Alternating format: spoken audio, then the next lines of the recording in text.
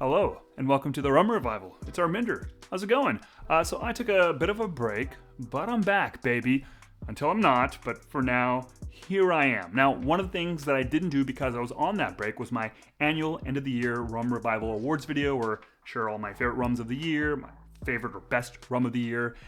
And a lot of folks have been asking for that video, so here it is. But two big disclaimers. First, keep your expectations in check. Unlike the last one, which was a pretty big production and had all sorts of guests, this is going to be much more shorter, scrappier, and it's just going to be me. And two, more so than any other year that I've been doing videos, there were a lot of rums that I just never tried in 2025. Like, I don't think I tried a single Foursquare ECS release, or any of the Bedford Park stuff, or the Colors of Rum stuff. Didn't try anything from Banter. Just throwing that all out there. If you don't see something mentioned here, there's a good chance I just didn't try it, or I just didn't like it. That's always a possibility as well. And of course, there's some stuff that came out at the very end of last year that I haven't tried, like the Spinnaker stuff, which I'll include, I guess, in the running for the next end of the year video, if there is one. Now, also, a lot of what I had last year was in the form of like very small samples, 1 or 2 ounces that maybe brands would send me or friends would send me. And to be honest, for me, that's not enough of a rum to kind of get a full sense of it, or at least not enough to kind of make the opinion on whether it's the best of its category, you know? Personally, for me, I kind of have to really sit with the rum for multiple sessions to kind of really build a concrete opinion on it. Now, all that to say that every rum that I considered for these categories for this end of the year video, and all the winners in those categories are rums that I either had a sizable sample of or I had a bottle of. And I call that the Rum Revival Guarantee. Let's start with the best bottle/label design. Now, there are a lot of options here. One of the things I considered was the stuff from Renaissance, the 2 Renaissance rums we got. It's a simple label, but on the back side of it, there's a lot of information, lots of geeky, nerdy rum information about fermentation, distillation, aging, and I love that. And I want to kind of acknowledge that and say, hey, more folks should do stuff like that. And that's cool, but visually it's not necessarily the best looking thing, but I wanted to kind of give that an honorable mention. But for me, the thing that really grabbed me, it's not something I would say I would have typically considered as my kind of favorite kind of label at first glance, but it's kind of really grown on me, and part of that is I think it really reflects the kind of vibe of the rum, I guess, if you will, and that is the Alambique Serrano Pico Canoa from their Vida Nativa series. This is blend number 1.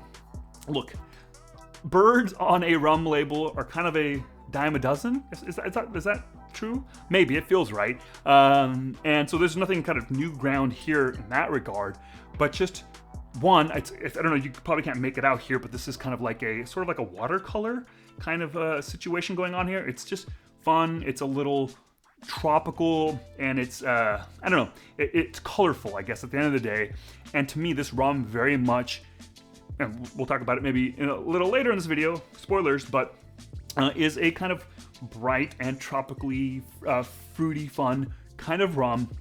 And I think the label really kind of sells that. And to me, this is a great example of the label and the flavor of the rum kind of really working together.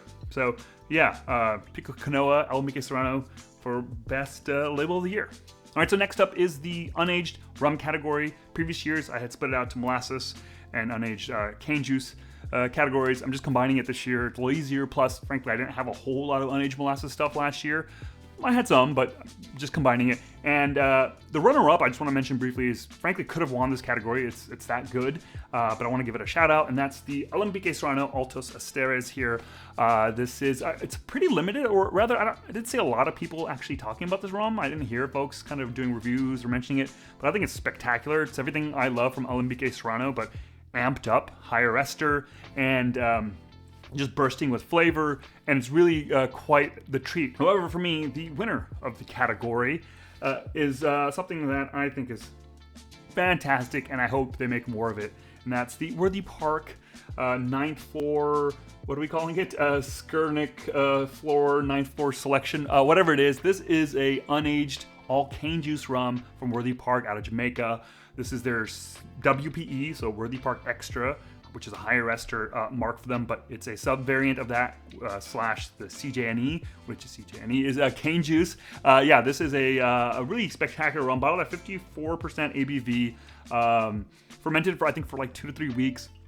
Obviously distilled on a double retort pot still. And what this does has, I think, a really beautiful transition from, you know, like a cane juice rum to that funky Jamaican rum. Like, I feel like you can kind of ride that experience and live that experience on the palate. There's some brininess here, there's some minerality, and lots of that Worthy Park banana that I love and adore. And I just think this is a awesome rum. And I really hope Worthy Park, Mr. Park, if you're watching this, that y'all make more of this stuff, or some version of this, and make it available, because I think this is quite a treat. Okay, so moving on to the next category is going to be aged rum, aged 5 years or less. And here, I thought there were a lot of great contenders. One of the ones that jumps to mind is the Hamden 1765. Is that what it's called? 1765? Whatever, 1753 maybe. Lightly aged 3 years, their HLCF mark, that's the Rumfire mark. Bottled at 46% ABV, and I think, one, as a mixer, it is fantastic. Some of the best Mai Tais I had last year were with that rum, and it's just got so much personality, a lot of that kind of charred, acidic, Hamden pineapple going on, that I just think is really awesome and cool. And so that's definitely a contender. The other one that I thought was really, I don't know if I have a bottle of it here, it's all the way I'm looking at it right now, but I'm not gonna, there's so much crap between here and there. I'm not going to reach for it. Is another Alambique Serrano rum, and that is the Tres Años. Aged 3 years, bottled around 46% ABV maybe. I think it's aged in some amount of French oak.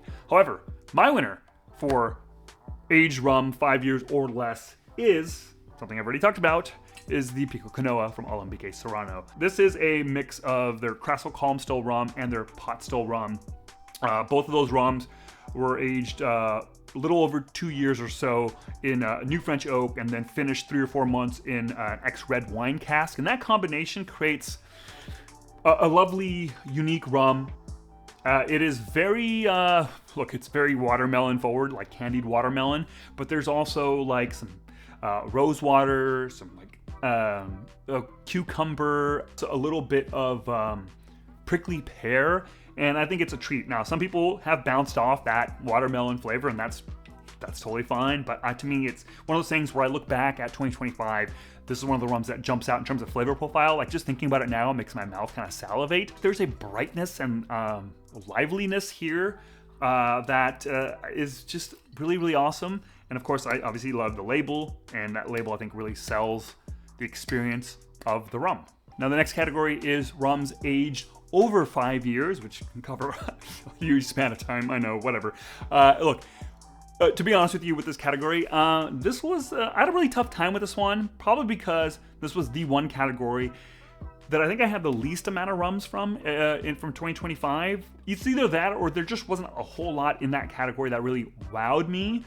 I think, frankly, the rums that I had that were under 5 years in 2025 were just so much more interesting and dynamic, and that caught most of my attention. And things that are aged longer just didn't do it for me as much this year, maybe. But there were a few that I really liked. The Renaissance Payuma, which is the one aged in I think ex-cognac cask. I really liked that. Oh, the El Dorado High Ester Blend, the Port Morant / DHE.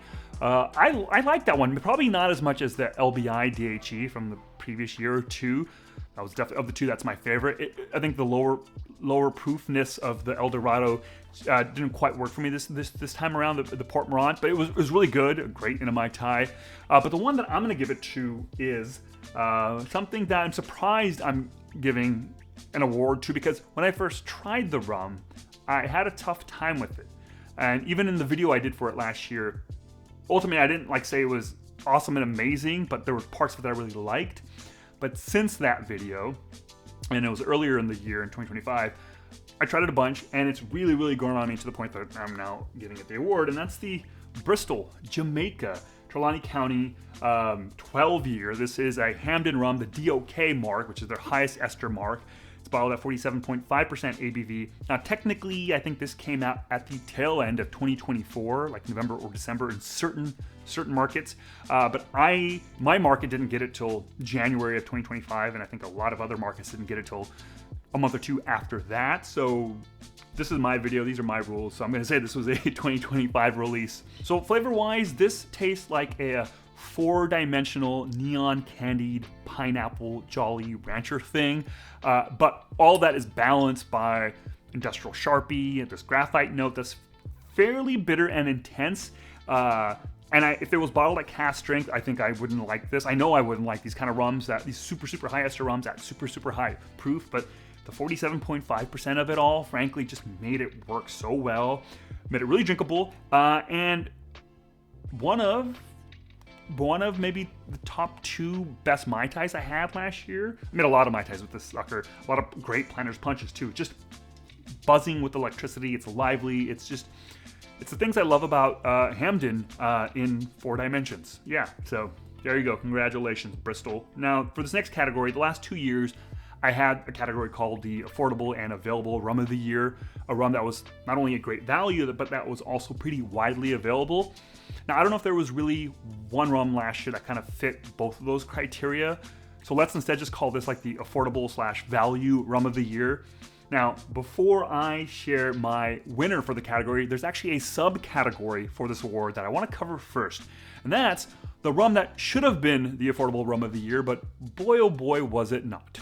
And the winner of that category is the Hamden 1753. Like I said, it's a really good rum, fantastic in a Mai Tai, but it's about $80 to $85 for a 3-year-old HLCF. That's 46% ABV. And for me, the math on that doesn't really make sense. Now, sure, there's all tropically aged rum here, we're talking wild fermentation, pot distillation, and generally Hamden stuff is priced at a premium, I know. But like the Hamden's HLCF Classic has 1 more year of age on it, it's bottled at 60% ABV, and it's only priced $15 or $20 more than this, right? That doesn't make sense to me. Now I get it, there's like tariffs and all that, so sure. I really just think this could have been an amazing opportunity for Hamden to put out an affordable aged release that was available year-round, that people could grab and use as like a staple in their home bar, so they could make Mai Tais and Planter's Punches and all sorts of cocktails with, something that, you know, is something people would always recommend, but I think kind of prices itself out, which is a shame because I think this is a fantastic mixer. Now, given all that, let's go back to the main category of Value Rum of the Year. And I'm going to give that to Down Island Spirits Jamaica HD 2022. That is I don't have a bottle, I had a pretty big sizable sample of it though. This is a 3-year-old HLCF single cask rum. Sound familiar, right? But that rum was bottled at 64% ABV and priced around $50. So same base mark as this guy, aged the same amount of time. But now, to be fair, while this was aged all in Jamaica, the Down Island Spirits was aged here in the US entirely. But for $30 less than the 1753, the ABV goes up from 46% to 64%, right? Like, if that's not incredible value, I don't know what is, right? I don't know, what an interesting tale of 2 rums in 2025. Now, in terms of the single cask category, I'd say that most of the single casks I had last year were small samples from brands. And because of that rum revival guarantee, where I'm only considering things that I was able to drink over multiple sessions, those samples are not in the running for this category, but there is a new subcategory within the single cask category that I'd like to introduce you to, and it's the single cask that I only had a sample of that I think I really liked and have been thinking about ever since, and I would very much like to buy it, but it's kind of pricey and I'm trying to save some money right now. But you can help by signing up for my Patreon over at patreon.com/ and I realized I didn't write the full URL here in the teleprompter. I want to say it's either patreon.com/ the Rum Revival or / Rum Revival. But anyways, yeah, that's the name of the award. And the award for that goes to Raising Glasses Perennia. This is a 27-year-old Trinidad rum from the defunct Caroni distillery. Now, new bottlings of Caroni are a rarity, right? Because there's only so much stock left. So, you know, given that this was a very exciting release, and the sample I had all those kind of industrial rubber notes that you'd expect from Caroni, but what really grabbed me about it was a fruitiness to it that I had never really picked up in other Caronis. So I think it kind of had this really great counterbalance to those heavier industrial notes. I just think it was a great kind of experience on the palate.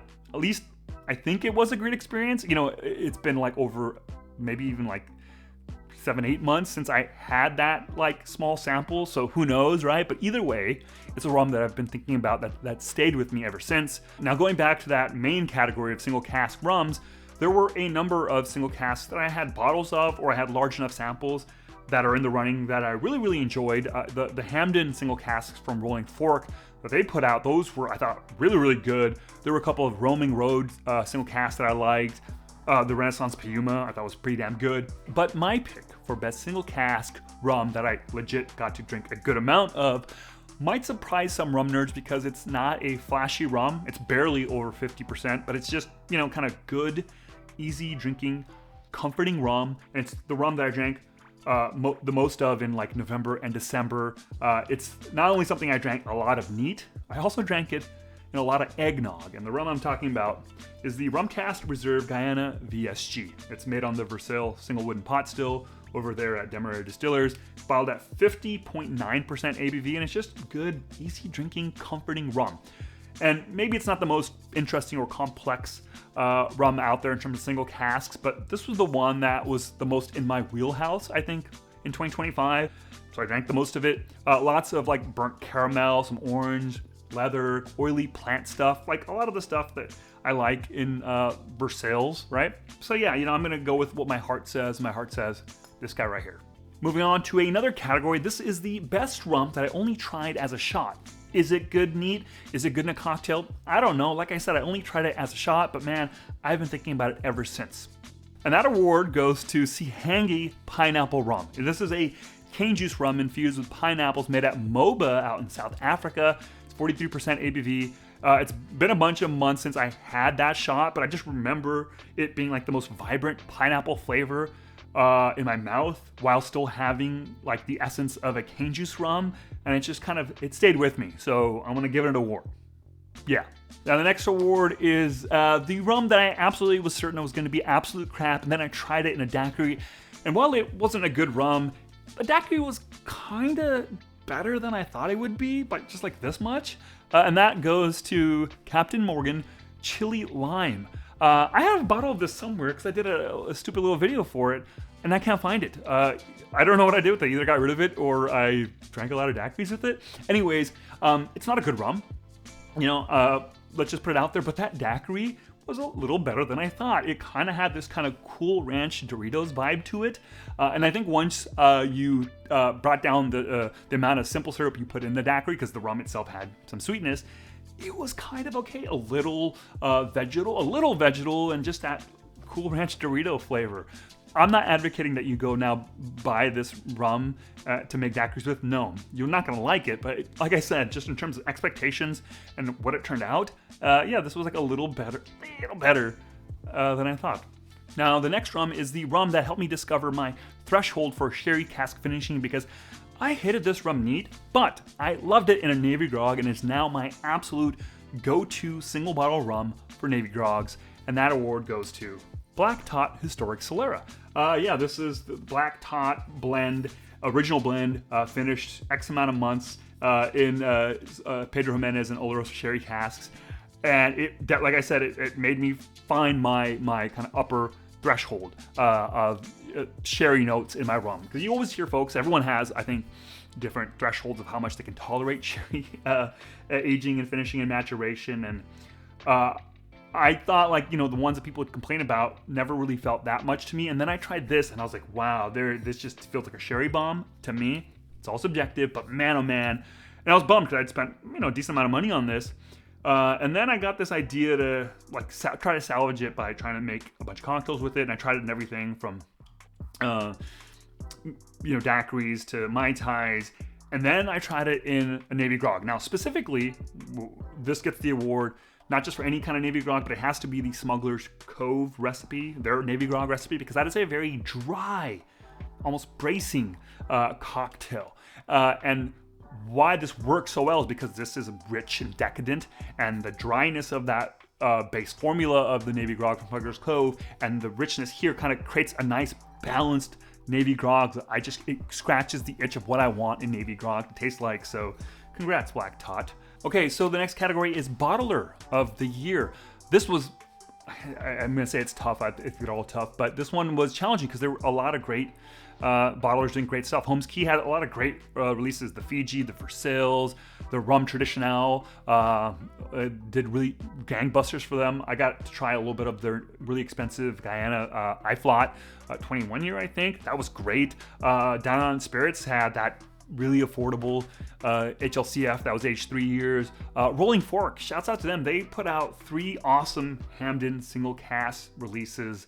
And their Paraguay stuff was, I thought, really, really good too. And they're all, if you bought it, that 6-pack for $200, it was incredible value. And then Raising Glasses did that Crony thing, rum release that I've been thinking about since.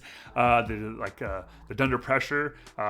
They did some more Yowie. So, everyone was done some really great, cool releases. Oh, the Full Circle from Raising Glasses as well. But I'm actually going to not pick any one of those, but I want to give all those bottlers a shout out. But I actually want to give the award to another bottler. And again, I think their stuff technically might have initially hit US soils at the end of 2024, but most of us were able to get whatever small amount of it there was in early 2025. And I'm going to give that to, you might see where this is going, Bristol. Not just because of the DOK here, the Trelawney County, but because of their whole lineup. The Mauritius La Bourdonnais Unaged Cane Juice Rum, bottled at 42% ABV. I'm looking at it right now. Again, too far for me to go to. If I did, I'd make a mess of this whole set. And I'm also looking at the Venezuela 12-year. That Venezuela 12-year, 47% ABV, incredibly drinkable. This is incredibly drinkable. Le Bourdonnais was incredibly drinkable. And I had samples of, I think, pretty much everything else that was available in that initial wave. And it was all just so drinkable. And the reason for that, it was all bottled, I think, under 50% ABV. And I think in 2025, that really resonated with me. Drinking stuff that was a little lower in proof. And I just think big, bold, cask strength stuff is maybe more intellectually interesting. But when it comes to matters of the heart, I think 46, 47, 48, 49% last year was kind of my jam. And to have a whole bunch of bottles from a bottler that I could just pick up, not think about, and just pour and just drink a lot of and not be fussy about, that just really spoke to me. And so I want to celebrate that and give them this award, the folks at Bristol. So one, hopefully we get some more Bristol stuff here in the US because they are a UK bottler. And also, maybe encourage other bottlers here in the US to do something similar to that, just make drinkable rum. And of course, that's all subjective. And I know most of you who are probably watching this love cask drink stuff, but I don't know, man. I think that's the lower proof stuff might be where it's at in the next year or so. At least that's what I'm thinking for 2026 and what I'm want to highlight, because we should drink more rum. And the great thing about lower proof stuff is, in theory, it might be a little more affordable, and we can all do with some of that as well. Okay, so moving on. Next category is the producer of the year. This is the distillery or brand distillery that I thought made excellent stuff. And look, you're looking at it right now. It's the Castle family, Alambique Serrano, out there in Oaxaca. I think I gave them the award last year too. Giving it to them again. I just think they had a fantastic year this year. All 3 of these years, the Alambique de Cobre, which is their pot still cane juice rum, batch 2 of the Cartier 30, fantastic, and the Altos Esteros, the Tres Años, I loved. I just think they had a fantastic year, and they're just killing it. And I just think more people should try their rum. And Pico Canoa too. Oh my God, yeah, I can't believe I forgot that. I had the most fun with this brand and the Cask family. I just think are making amazing cane juice rums, and I love that. So yeah, this was probably the easiest category for me because yeah, it was the lineup of rums last year that just kind of gave me the most joy. Well, besides, I guess, the Bristol stuff as well. Yeah, I just think both Bristol and Alambique just really did it for me last year. Okay, so before we move on to Rum of the Year, I have one other category. It's a new category, and I'm calling it the Dumb Rum of the Year. Yeah, there's a rum that came out last year that I just think is dumb, and I want to acknowledge it and award it this award. And the Dumb Rum of the Year is Appleton Estate, The Source 51 Year. Yeah, so look, this is a single cask rum from Appleton. It is all tropically aged, 51 years there in Jamaica, all pot still, bottled at 62% ABV. All that are things that I love. The problem, of course, is that it's priced at $70,000. So that is just dumb. I don't know. There's nothing more I need to say. That's just dumb. So let's celebrate that. Let's celebrate that rum and celebrate Appleton Estate by calling it what it is. Dumb. Okay, so final award. It's the Rum of the Year. This is the rum that for me was my favorite, the best, whatever you want to call it. It's the rum that resonated with me the most, and I just think is spectacular. And it's not a rum that I already, talked about already. I decided to kind of not put it in the running in its the individual category that it could be a part of. One, to kind of be able to talk about more rums, but two, to also make it a little more suspenseful and exciting when I give you the big reveal, I guess. Anyways, this is, I think, a rum that for a lot of people it's their rum of the year. So, you know, let's get to it right now. It's the Poplin Jamaica High Ester, 5-year-old rum, bottled at 57% ABV, a blend of 3 Jamaican rums. This, I believe, is Hamden. It's Worthy Park. It's Long Pond. I think it's the WPL from Worthy Park. It's the STCE from Long Pond, and Hamden C Diamond H. It's everything I love in a good Jamaican. It's electric. It's buzzy. It's lively.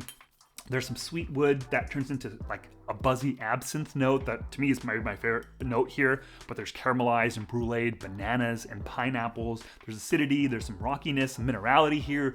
And for sure, without a doubt, this probably made my favorite Mai Tai of last year. Not that this is a Mai Tai channel, folks. This isn't Kevin and the Ultimate Mai Tai.